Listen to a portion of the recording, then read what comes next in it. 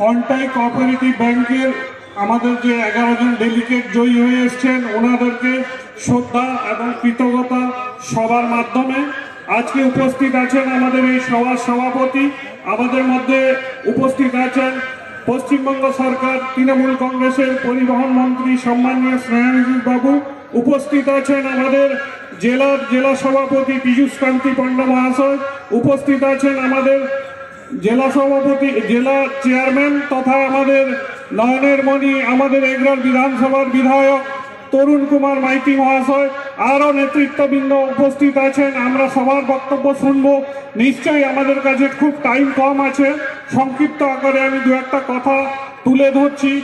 আমি ঠিক বিগত কয়েকদিন আগে এখানে সভা করেছিলেন রাজ্যে বিরোধী দলনেতা গদ্দার অধিকারী, তাকে আমার শুভেন্দু অধিকারী বলতেও লজ্জা লাগে। গদ্দার অধিকারী যেসব কথা আমার সম্বন্ধে বলেছে, বিশেষ করে এর আগে 2014 সালে নির্বাচনে জেঠথানের বুকে দাঁড়িয়ে উনি আমাকে হুঁশিয়ারি দিয়ে এসেছিলেন আগুন নিয়ে খেলবেন না। ঠিক আমি 18 থেকে আজকে 24 অব্দি পৌঁছেছি আগুন নিয়ে খেলতে খেলতে, কিন্তু আমি দল করি, দলকে ভালোবাসি, মানুষের পাশে থাকি। আমাকে নাকি ধমক দিয়েছে মুম্বাইয়ে আমি ব্যবসা করি, মাথার ঘাম পায়ে ফেলে ইনকাম করে খাই।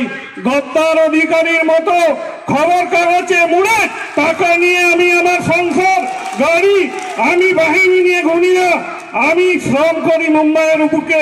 আমার অ্যাড্রেস দিয়ে চেয়েছে যারা তার পেছনে মঞ্চে বসে হাততালি মারছিল তাদের হাতে মাপ আমি নিয়ে রেখেছি। যদি ক্ষমতা থাকে অ্যাড্রেস দিন, না হলে যারা আজকে লুকিয়ে বিজেপির দালালরা যারা লুকিয়ে এদিক ওদিক জানলা খিড়কি দিয়ে হুকি ঝুঁকি মেরে দেখছেন, আমার মুম্বাইয়ের অ্যাড্রেস লিখে নিন, আমি দিয়ে যাচ্ছি মুম্বাইয়ের অ্যাড্রেস। সে মহারাষ্ট্রে বলেছিল শিবাজি মহারাজের রাজ্য দেবেন্দ্র ফডনবিস মুখ্যমন্ত্রী, উনি জানেন না, আমি ওনাকে বলছি আপনি দেবেন্দ্র ফডনবিসের কাছে গিয়ে আমার কাছে পৌঁছাতে সময় লাগবে। মহারাষ্ট্রে মুম্বাই একটা রাজ্য, সে রাজ্যের জেলা সভাপতি হচ্ছেন আশিস এলার, উনার নাম্বার সহ দিয়ে যাব, তোমার দালালকে পাঠাও। মুম্বাইয়ে আন্ধেরিতে থাকি, আন্ধেরিতে আমার অফিস আছে, আন্ধেরিতে আমার ঘর আছে, সাত বাংলায় ঘর আছে। আসুন অ্যাড্রেস লিখে নিয়ে যান। আমার প্যান কার্ড দিয়েছি, এখানে মিডিয়া বন্ধুরা আছে, ওনাদেরকেও প্যান কার্ড দিব, আধার কার্ড দিব। আমি মহারাষ্ট্র গভর্নমেন্টকে ট্যাক্স ভরি, ইনকাম ট্যাক্স ফাইল আছে, 1 কোটি টাকা জিএসটি ভরি বছরে। গদ্দার অধিকারীর মতো লুট করি না, তাকে লজ্জা থাকা দরকার। যেভাবে এখানে দাঁড়িয়ে বলে গেছে মাদ্রাসায় ভোট হয়, যদি মাদ্রাসায় কোনোদিন ভোট হয়ে থেকেছে সেই গদ্দার অধিকারীর থাকাকালীন ভোট হয়েছে। মাদ্রাসায় কোনোদিন ভোট হয় না, কোনোদিন মাদ্রাসা হোক মন্দির হোক যে যার ধার্মিক স্থান আমরা সেখানে যাই, মন প্রাণ রাজনীতি দূরে রেখে আমরা সেখানে ধর্মের যে যার ধর্মের মানুষ যে যার ভগবান আল্লাহকে ডাকতে যাই নিজের মনে শান্তি পাওয়ার জন্য। সে কি বলে যাচ্ছে এখানে আজকে আপনারা জানেন, সে এমন পরিস্থিতিতে পৌঁছেছে, একটা হিন্দিতে কাহাবত আছে নঙ্গা নহায়েগা কে নং নিচড়েগা কে, সেই জায়গায় গিয়ে পৌঁছে আছে। আমি তাকে বাংলায় বলেছে, আমি তাকে এখানে বলে যাচ্ছি মারাঠিতে। আমি দীর্ঘদিন महाराष्ट्र আছি। मराठी महाराष्ट्र तुझ्या बापाचा नाही अधिकारी, तुझ्या गाळात दम है तर माझा मुंबई मध्ये काय करू शकते करून दाखव।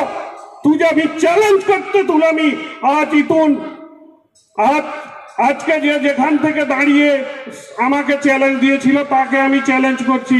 মুম্বাইয়ে কি জেঠথানে আমার বাড়ি, মুম্বাইয়ে সমস্ত অ্যাড্রেস দিয়ে গেছিলাম। অনেক নেতৃত্ব আছেন, ওনারা আরো বলবেন, আর দীর্ঘায়িত করছি না।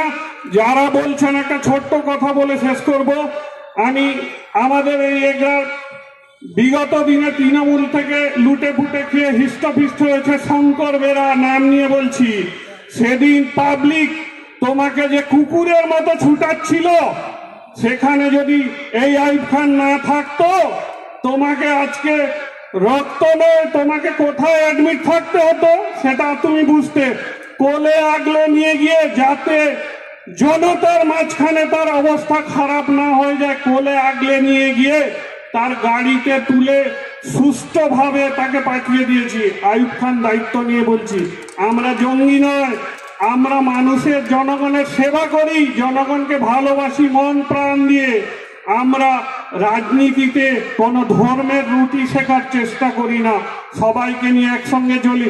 জেড়থানে আপনারা ভালো করে গিয়ে গুনে নিবেন মাইনরিটি বেশি আছে না আমাদের অন্য ধর্মের লোকজন বেশি আছেন। সেখানে মাইনরিটি বেশি নয়, সেখানে জেড়থান আমাদের যে মৌজা আছে তাতে যদি এক একজন করে গুনে নেন তাহলে মাইনরিটি কম আছে।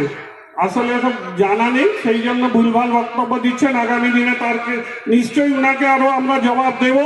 এই এগরা থেকে তাড়াবো যাতে এগরাতে কোনোদিন আর এসে সভা করতে না পারেন। এই বলে পুনরায় সবাইকে কৃতজ্ঞতা সম্মান প্রণাম জানিয়ে আমি আবার বক্তব্য শেষ করলাম।